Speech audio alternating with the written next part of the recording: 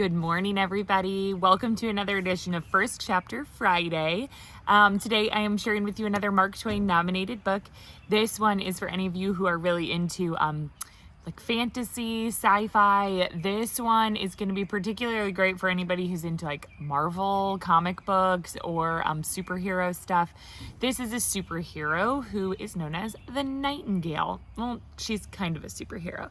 You'll get what I'm saying in a little bit. I'm going to read the back, the inside cover, just like you would in the library, and a little bit of the first chapter for you.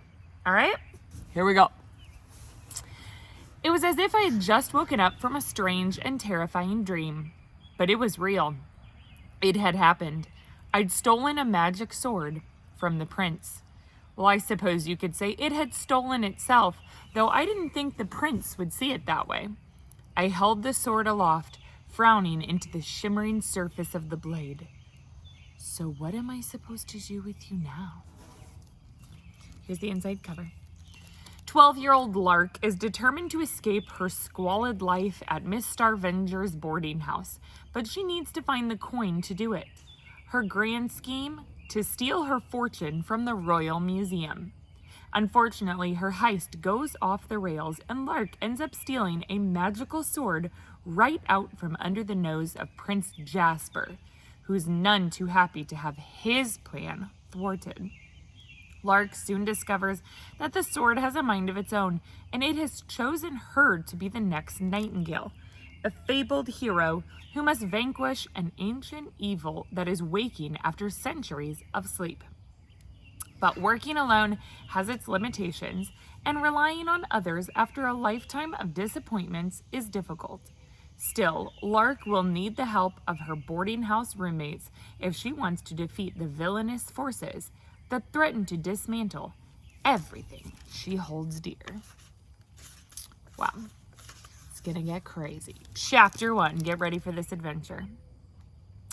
Maybe it was because my name was Lark, but I had always loved heights. The way everything small fell away, leaving me with the thrill of possibility.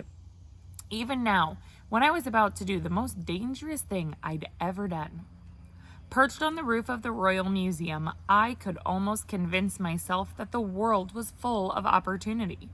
The city of Lime spread in glittering splendor around me like the spangled skirts of a fine lady's gown. Ether lamps sparkled their otherworldly light, tracing the patterns of streets and outlining the dark mystery that was Prospect Park. If I squinted, I could even make out the lights of the great barges on the river. Barges that could carry me away to grand and faraway lands, to find adventure, to be free. But the truth was, I wasn't free. My debt to Miss Starvenger bound me tight and heavy as iron, and just as unbreakable.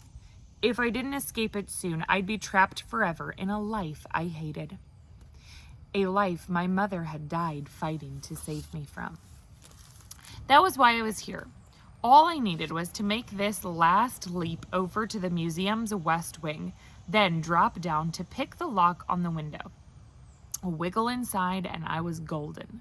Literally, there were enough treasures in the Royal Museum to pay off thousands of debts. I probably should have felt guilty, but really, all I felt were nerves. Guilt could wait. No, guilt could go stuff it. Guilt was for people who had other options. I breathed in cool night air as dashed with the scent of smoke and sugar cakes from the night market in the next square. The gap before me seemed wider now than it had a few minutes ago. But it was the only way to reach the west wing, to get inside and claim my prize. The great glass dome of the Central Observatory was too slick, and there was no convenient wisteria vine on which to climb. Just jump, I told myself. I'd practiced it a dozen times, but my 2 feet remained on the roof. A quaver of voices sent me hunching down, wary of being spotted by the patrolling watch below. Peering over the edge of the roof, I saw 2 girls on their way to the night market. Girls like me from the looks of it. Ragged around the edges, underfed, underloved. As they passed out from under the glow of the lantern, I blinked, because the light seemed to chase after them.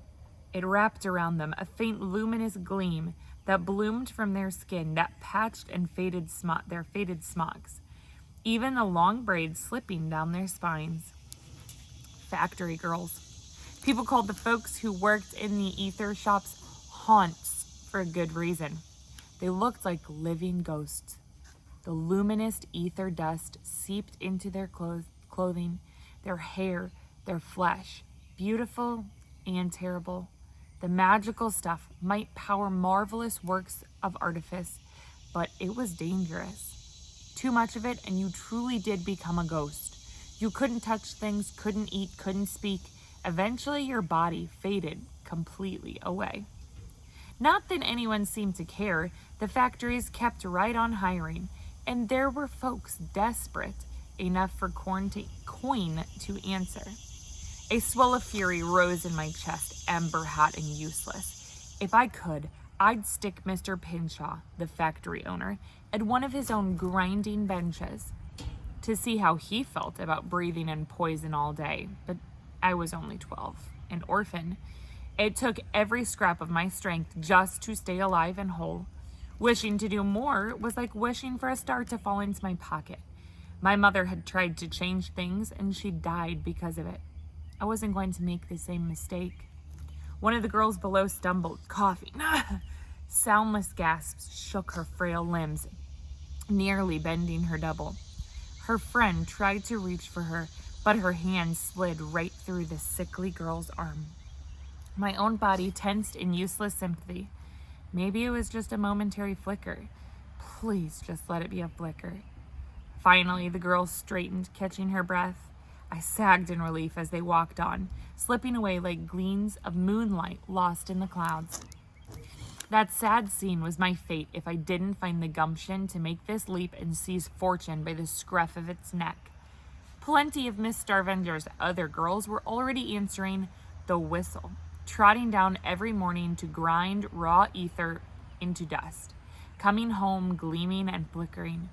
That was Miss Starvenger's idea of charity. Take in a clutch of young girls from the orphanage, then squeeze every scrap of copper and silver out of us that she could. Even if it meant sending us to the haunt shops, we owed it to her, she said, for all the care she invested in us. Not me, never. The factories had killed my mother, but they weren't taking me, even if I had to risk death and dishonor. I tugged a bit of black cloth from my pocket and tied the makeshift mask across my eyes. 5 paces back along the roof. A turn, my legs coiled tight and strong. I ran straight toward the edge, launched myself into the air, flew. My feet slammed into the roof of the western wing. I stood shaky but victorious, shoulders back, feeling the air fresh and triumphant in my lungs. I would make my own fate, starting tonight. And that's where I'm going to stop. That's not the end of the first chapter, but it goes on for a little bit. So this one, really gave me like superhero vibes mixed with some fantasy. There are some words like that ether. It's spelled a little bit differently. So if you have any trouble reading any parts of this book, come ask me, let me know. I'm happy to dive into it with you. But I really hope you'll give it a try because it was a great story and I think you're going to love it. All right, you guys, come check out the Nightingale with me and I hope you have a great Friday. Bye.